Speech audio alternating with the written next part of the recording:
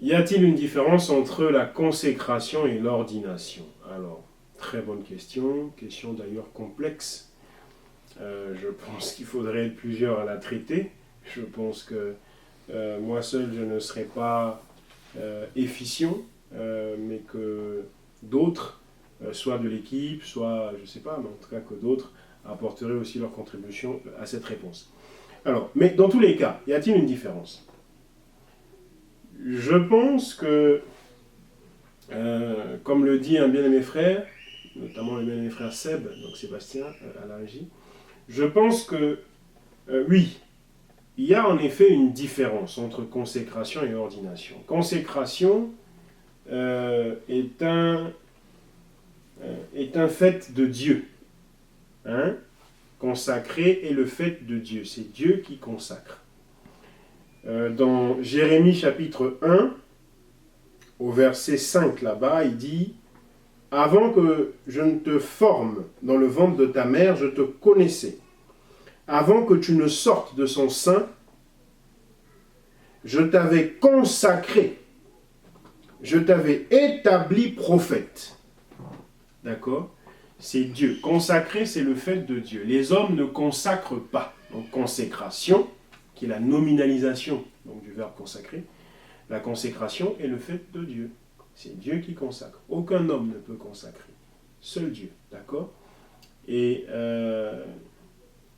on est à propos du ministère de la parole, à propos de l'Éphésiens 4, 11, donc de comme docteur, comme pasteur, comme évangéliste, etc. etc. On est consacré déjà, donc non pas par les hommes, hein, évidemment, mais on est consacré par Dieu, et qui plus est, pas sur terre. Pas sur terre, on est consacré dans l'éternité, comme on voit ici dans le cas de Jérémie. On est consacré dans l'éternité. On est consacré dans l'éternité. Quand on vient sur terre, évidemment, bon, voilà, c'est un passage en vie, etc. Donc ça n'est pas manifeste tout de suite.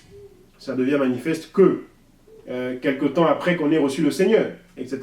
Mais ce n'est pas pour autant que les hommes nous consacrent. Non, les hommes, effectivement, font l'ordination. Et encore que, une précision de taille à apporter à cette affaire d'ordination, qui en latin serait ordinatio, qui d'après le latin serait le fait d'intégrer à un ordre, comme par exemple le sacerdoce, c'est là, encore une fois, la tradition des anciens. C'est une invention. C'est une invention, c'est la tradition des anciens.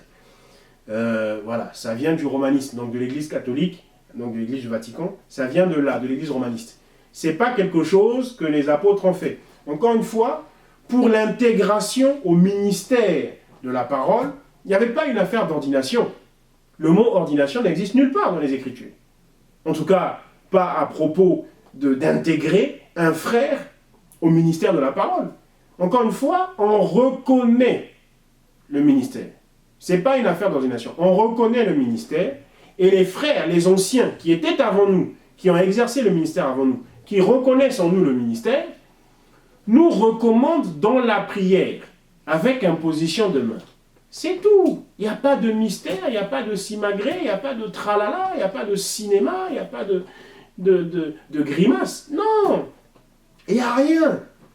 C'est pas tout ce faste que l'on voit aujourd'hui.